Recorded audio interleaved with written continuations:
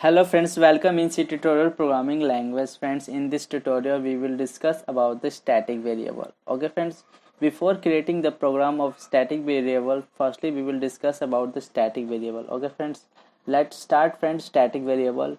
Friends, the variable which is declared as a static is known as a static variable. Friends, जो भी variable के साथ हम static keyword का use करते हैं उसे हम क्या कहते हैं, स्टैटिक वेरिएबल कहते हैं. Okay friends, points about static variable gets memory in main memory. Friends, जो स्टैटिक वेरिएबल होता है जो मेमोरी ऑक्यूपाई करता है मेन मेमोरी के अंदर करता है. ठीक है फ्रेंड्स. और friends, static variable can hold old values of a variable for a function for next execution.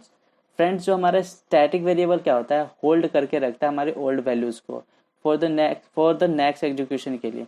Friend, जैसे कि अगर हम इस स्टैटिक कीवर्ड का यूज़ करते हैं तो क्या होता है, जो हमारी वैल्यू को क्या करता है, वेरिएबल की जो वैल्यू होता है उसको होल्ड करके रखता है. ठीक है फ्रेंड्स.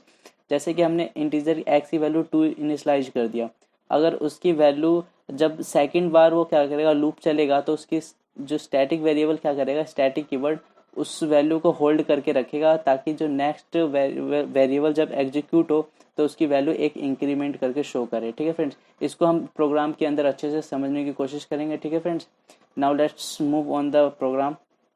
नाउ फ्रेंड्स, आप यहाँ पे जैसे देख सकते हो हमने एक छोटा सा स्टैटिक कीवर्ड का एक प्रोग्राम बनाया. हमने एक छोटा सा प्रोग्राम बनाया ताकि हमें समझने में आसानी हो और ज़्यादा समय भी ना लगे. ओके फ्रेंड्स, जैसे आप यहाँ पे देख सकते हो इस प्रोग्राम के अंदर हमने सबसे पहले हेडर फाइल को इंक्लूड कर दिया, hash include studio dot H. Okay friends. इसके अंदर हमने क्या किया, एक यूजर डिफाइंड नाम का एक हमने फंक्शन यहाँ पे एक डिक्लेयर कर दिया. ठीक है फ्रेंड्स, और इसको यहाँ पे हमने डिफाइन कर दिया है. ठीक है फ्रेंड्स, और उसके अंदर हमने क्या किया है, हमने एक इंटीजर टाइप का डाटा टाइप लिया है और उसके अंदर जो हमने जो वेरिएबल एक्स नाम का डिक्लेयर किया है, जो एक्स हमारा जो वेरिएबल है इंटीजर टाइप का है, और उसके अंदर जो वैल्यू हमने असाइन किया क्या है, 5 असाइन किया. ठीक है, और इंटीजर टाइप का जो डाटा टाइप है उसको हमने क्या कर दिया, यहाँ पे हमने स्टैटिक लगा दी, यानी कि जो हो गया, जो हमारा जो एक्स वेरिएबल है वो क्या है, स्टैटिक हो चुका है. ठीक है फ्रेंड्स, उसके बाद हमने क्या कर दिया, एक्स की वैल्यू को यहाँ पे हमने प्रिंट करा दिया प्रिंट एफ की हेल्प से. ठीक है फ्रेंड्स, और उसके बाद हमने यहाँ पे क्या कर दिया, एक इंक्रीमेंट कर दिया है, यानी एक्स की वैल्यू क्या होगी, इंक्रीमेंट हो जाएगी. ठीक है फ्रेंड्स, यहाँ पे फिर आप देख सकते हो यहाँ पे हमने सबसे यहाँ पे मेन फंक्शन हमने यहाँ पे डिक्लेयर किया है. उसके अंदर हमने क्या किया है, टेस्ट नाम के जो यहाँ पे हमने जो फंक्शन बनाया था यहाँ पे हमने कॉल किया है.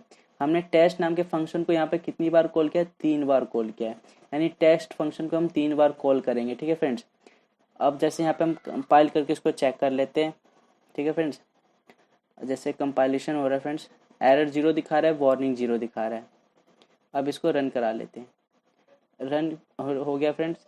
आप जैसे देख सकते हो फ्रेंड्स, जो हमने यहाँ पे स्टैटिक की जो वैल्यू जो दिया था 5 दिया था. ठीक है फ्रेंड्स, और उसके बाद जब हमने जो एक्स की वैल्यू प्रिंट कराया तो एक्स की वैल्यू जब प्रिंट होने के बाद कितना आया, 5 6 7. ठीक है फ्रेंड्स, जैसे हमने डेफिनेशन में पढ़ा था कि जो हमारे स्टैटिक कीवर्ड होता है जब हमारी ओल्ड वैल्यू को क्या करता है, होल्ड करके रखता है. जैसे कि फ्रेंड्स, हमारे जो हमने एक्स की जो वैल्यू इनिशलाइज किया था, क्या वैल्यू इनिशलाइज किया था, 5 इनिशलाइज किया था. तो क्या किया इसने, स्टैटिक, फिर उसके बाद हमने यहाँ पे स्टैटिक कीवर्ड का यूज़ कर लिया. जब यानी जब ये पहली बार एग्जीक्यूट हुआ तो ये 5 एग्जीक्यूट हुआ, फिर यहाँ पे एक इंक्रीमेंट हो गया. एक इंक्रीमेंट होने के बाद इसकी वैल्यू कितनी होती है, 6 हो गई थी. स्टैटिक कीवर्ड का यूज़ किया था तो इसकी वैल्यू क्या कर लिया, 6 पे इसने होल्ड कर लिया. जब इसने दोबारा हमने टेस्ट को कॉल किया तो इसने 6 की वैल्यू यहाँ पे 5 ना प्रिंट करा के 6 प्रिंट करा दिया, क्योंकि इसने ओल्ड वैल्यू को होल्ड कर लिया था. ठीक है फ्रेंड्स, उसके बाद जब ये दोबारा हमने, उसके बाद क्या हुआ, फिर वापस जब एक्स की वैल्यू नीचे आके क्या हुआ, एक इंक्रीमेंट हो गया. जब एक इंक्रीमेंट होने के बाद इसकी वैल्यू कितनी होगी, 7 हो गई. इसके बाद क्या कर दिया, स्टैटिक कीवर्ड लगाया हुआ था, इसकी वजह से क्या हो गया, जो 7 वैल्यू ओल्ड वैल्यू थी होल्ड हो गया. उसके बाद हमने जब थर्ड टाइम पे टेस्ट नाम के फंक्शन को कॉल किया तो क्या हो गया, तो उसने फिर एक्स की वैल्यू क्या प्रिंट कर दी, 7 प्रिंट कर दिया था. ठीक है फ्रेंड्स, यानी कि जो स्टैटिक कीवर्ड की हेल्प से क्या कर रहा है, ये जो ओल्ड वैल्यू को क्या कर रहा है, होल्ड करके रख ले रहा है. ठीक है फ्रेंड्स, और एक इंक्रीमेंट यहाँ पे हमने इंक्रीमेंट ऑपरेटर का यूज़ कर लिया, जिसकी वजह से क्या हो रहा है, एक्स की वैल्यू इंक्रीमेंट हो जा रही है. जब भी हम इसको कॉल कर रहे हैं तो एक इंक्रीमेंट होके हमें यहाँ पे क्या कर रहा है, वैल्यू को प्रिंट करा दे रहा है. हमने 3 बार हमने टेस्ट फंक्शन को कॉल किया था तो यहाँ पे 3 बार वैल्यू को प्रिंट कर दिया है. ठीक है फ्रेंड्स, और अगर फ्रेंड्स अगर हम इस स्टैटिक कीवर्ड का यूज़ ना करें तो क्या होगा. ठीक है फ्रेंड्स, अब एक बार चेक कर लेते हैं. स्टैटिक कीवर्ड हम यहाँ से हटा देते हैं और सेव कर लेते हैं, इसको कंपाइल कर लेते हैं, फिर उसके बाद इसको रन करा देते हैं.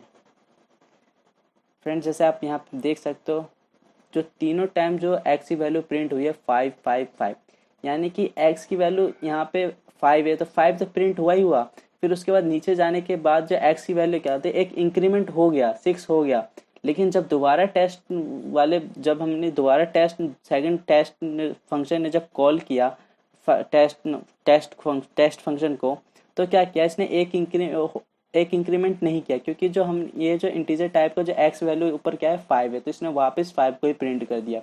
इसने जो ओल्ड वैल्यू को क्या किया, होल्ड करके नहीं रखा, लेकिन स्टैटिक कीवर्ड की हेल्प से क्या कर रहा था, वो ओल्ड वैल्यू को क्या कर रहा था, होल्ड करके रख रहा था। ठीक है friends, I hope you understand. इस वीडियो में इतना ही। Thank you for watching.